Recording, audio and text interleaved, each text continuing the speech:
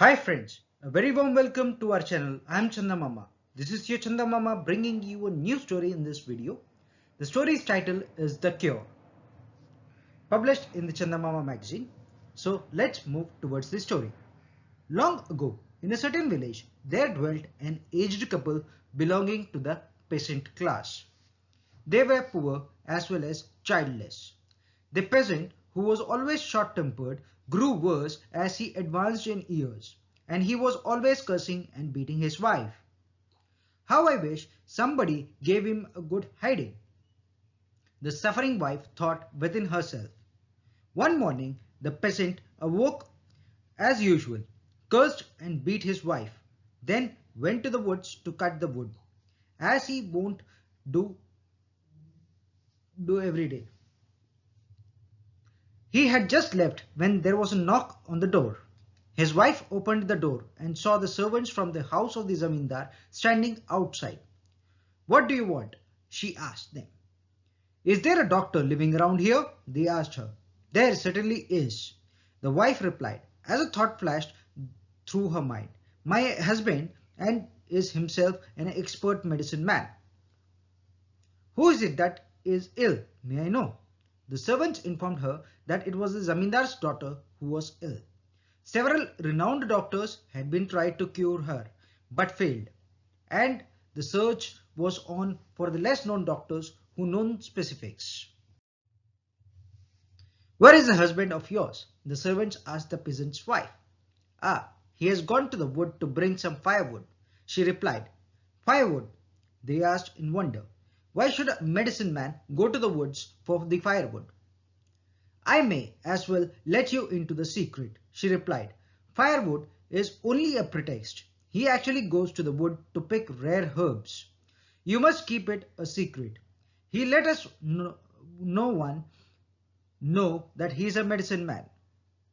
He will even deny that he is one if you ask him.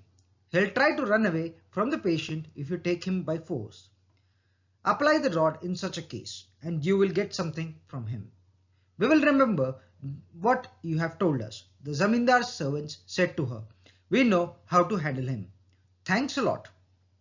They soon found the peasant cutting the trees in the wood. "Aren't you the peasant so and so?" they asked him. "Yes and no," the peasant replied sorely. "The answer depends upon why you want to know who I am. You see, he was short-tempered." "Well, good man," the zamindar's servants said, "we want some urgent help from you. We know that you are a very capable person." "Maybe," the peasant replied cautiously. "I am capable of making legs for cots and stands, and things like that." "No, no," they protested. "We know that you are a capable doctor." "Then you are entirely wrong," the peasant said. "No one has ever seen me treat a single patient." He wondered whether these queer men were in the right mind. The servants of the zamindar were already warned. His denial did not take them by surprise. They knew also what to do. The peasant was shocked to see the men raise their sticks and hit him. As they belabored the poor peasant, the men went on saying, "So you are not a medicine man, eh? You have never treated a patient, eh?" The unfortunate fellow could not stand it anymore. "Lay off," he shouted. "I am a doctor, all right. Now you are talking," said the servants. They took him straight to the zamindar. "You are welcome, doctor," the zamindar said. "I've been anxiously waiting for you." The peasant was at once led to the patient, who was lying on a cot. "How do you feel, madam?" the peasant asked the zamindar's daughter. She groaned and said something which the ignorant peasant could not catch. "She speaks from some foreign tongue," the peasant complained to the zamindar, "of which I know not a word."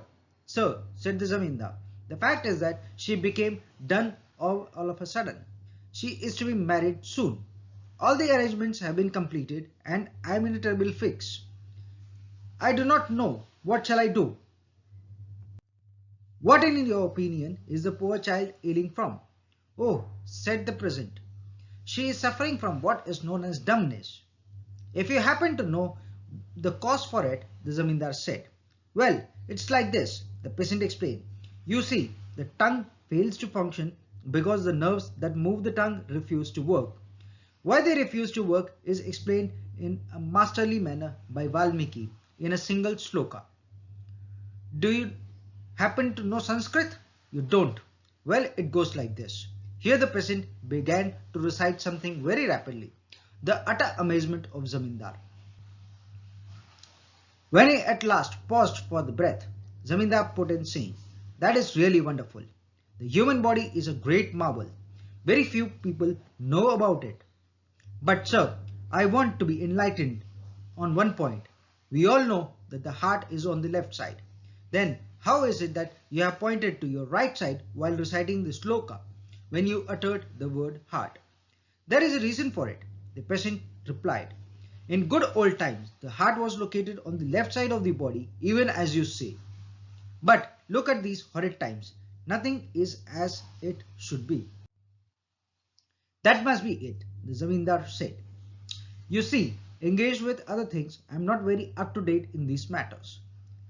The peasant felt the pulse of the patient.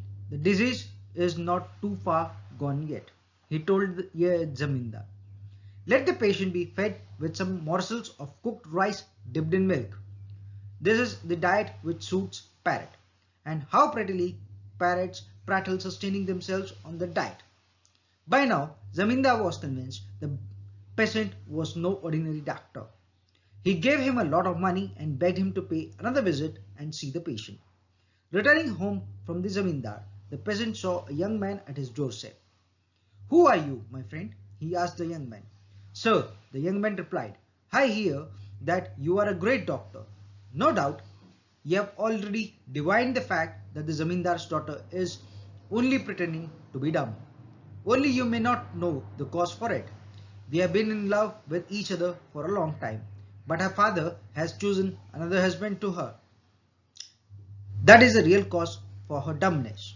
I request you to let the Zamindar believe that she is really ill. That is the only way to frustrate the marriage. I thought as much, said the peasant to the young man. You have nothing to fear. A few days later, the peasant went to see the patient, accompanied by the young man. At a sign from the young man, the patient sat up in the bed and began to speak.